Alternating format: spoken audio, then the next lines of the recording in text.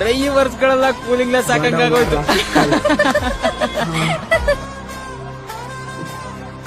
ನಿಂದಪ್ಪ bike ಆಡ ನಂದೆ.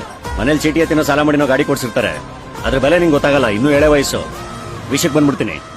Bajaj Pulsar 150cc 2 wheeler, seating capacity 1+1, on road 1.1 lakh. Petrol ಅಪ್ಪಂದು ಅಮ್ಮನ ಹತ್ರ ಎಕ್ಸ್ಟ್ರಾ ರೋಲ್ ಕಾಲು. ಹಬ್ಬ ಅಂದ್ರೆ ನಿನ್ನ ಹತ್ರ 500 ರೂಪಾಯಿ ಇರ್ಬೋದು, ಇವಳ ಹತ್ರ 500 ರೂಪಾಯಿ ಇರ್ಬೋದು. ಏನ್ ಮಾಡಿದ್ರು ಇವಳಂತೂ ದುಡ್ಡು ಬಿಚ್ಚಲ್ಲ.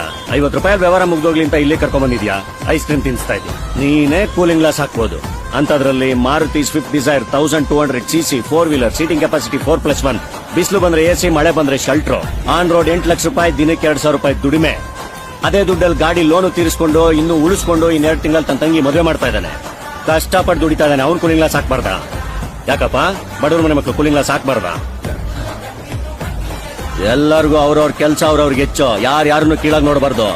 ಯಾವ ನಿಯತ್ತಾಗಿ 100 ರೂಪಾಯಿ ದುಡಿತಾನೋ ಅವನೇ ಕಿಂಗು.